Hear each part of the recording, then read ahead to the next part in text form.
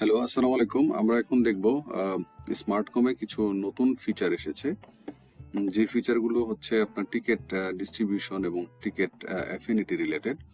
তো আমরা জানি যে টিকেট অ্যাফিনিটি করে রাখা যায় স্মার্টকমে।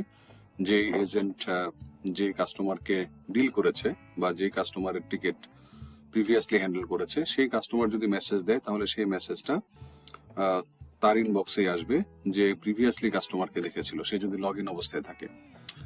অর্থাৎ এজেন্ট যদি লগ ইন অবস্থায় থাকে, তার প্রিভিয়াসলি হ্যান্ডেল করা টিকিটগুলো তার কাছেই আসবে। যে কাস্টমারের টিকিটগুলো সে প্রিভিয়াসলি হ্যান্ডেল করেছিল সেগুলো তার কাছে আসবে যদি সে লগ ইন অবস্থায় থাকে।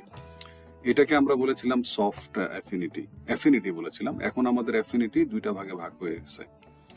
এটা হচ্ছে অটো পিক অপশনের ক্ষেত্রে আমরা যদি টিকিটটাকে অ্যাসাইন বাই অ্যাফিনিটি করি, তাহলে আমরা দুইটা অপশন দেখতে পাবো। একটা হচ্ছে সফট অ্যাফিনিটি।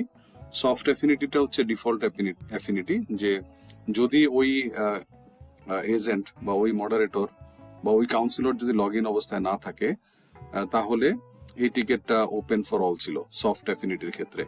সফট অ্যাফিনিটির ক্ষেত্রে ছিল যে কাস্টমার যদি মেসেজ দেয় এবং ওই কাস্টমারের যে কাউন্সিলর বা মডারেটর যাকে হ্যান্ডেল করেছে, সেই মডারেটর যদি লগ ইন অবস্থায় না থাকে, তাহলে এই টিকিটটা সবার জন্য ওপেন ছিল, সেখান থেকে পিক করতে পারতো এজেন্টরা।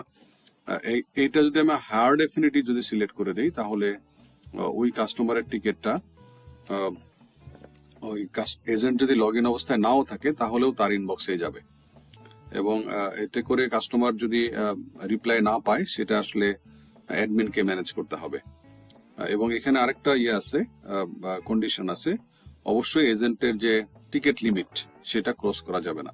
টিকিট লিমিটও যদি ক্রস হয়ে যায় তাহলে সেটা আবার ওপেন ফর অল হয়ে যাবে। তো থ্যাংক ইউ। এখান থেকে আমরা হার্ড অ্যাফিনিটিটাকে সিলেক্ট করে রাখতে পারবো। Thank you.